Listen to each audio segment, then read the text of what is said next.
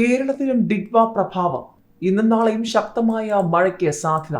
തെക്കു പടിഞ്ഞാറൻ ബംഗാൾ ഉൾക്കടലിൽ രൂപം കൊണ്ട ഡിഡ്വ ചുഴലിക്കാറ്റിന്റെ സ്വാധീനം കാരണം കേരളത്തിൽ അടുത്ത 5 ദിവസം മഴ തുടരാൻ സാധ്യതയുണ്ട്. വടക്ക് പടിഞ്ഞാറ് ദിശയിൽ സഞ്ചരിക്കുന്ന ചുഴലിക്കാറ്റ് നവംബർ 30 രാവിലെയോടെ വടക്കൻ തമിഴ്നാട്, പുതുച്ചേരി, തെക്കൻ ആന്ധ്രാപ്രദേശ് തീരത്തേക്ക് നീങ്ങാൻ സാധ്യതയുണ്ടെന്നാണ് കാലാവസ്ഥാ നിരീക്ഷണ കേന്ദ്രത്തിന്റെ മുന്നറിയിപ്പ്. ഇതിന്റെ ഭാഗമായി കേരളത്തിൽ ശക്തമായ മഴയ്ക്ക് സാധ്യതയുണ്ട്.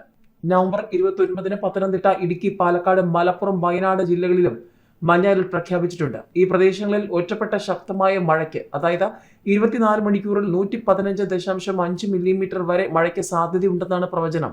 നിലവിൽ ശ്രീലങ്കൻ തീരത്തോടടുത്ത പ്രദേശങ്ങളിൽ കനത്ത നാശം വിതച്ചാണ് ചുഴലിക്കാറ്റ് തമിഴ്നാട് തീരത്തേക്ക് നീങ്ങുന്നത്.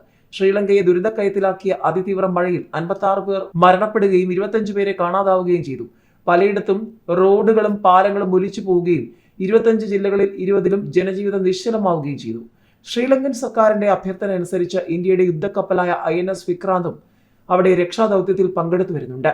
തമിഴ്നാട് തീരത്തേക്ക് നീങ്ങുന്ന ഡിഡ്വ ചുഴലിക്കാറ്റിന്റെ സ്വാധീനത്തിൽ തമിഴ്നാട്ടിലെ തെക്കൻ ജില്ലകളിലും പുതുച്ചേരിയിലും അടുത്ത 3 ദിവസം മഴ കനക്കുമെന്നാണ് മുന്നറിയിപ്പ്. ഈ സാഹചര്യത്തിൽ NDRF, SDRF സംഘങ്ങളെ വിവിധ ജില്ലകളിൽ വിന്യസിച്ചിട്ടുണ്ട്. ആന്ധ്രാപ്രദേശ്, പുതുച്ചേരി തീരങ്ങളിലും കനത്ത ജാഗ്രത പ്രഖ്യാപിച്ചിട്ടുണ്ട്.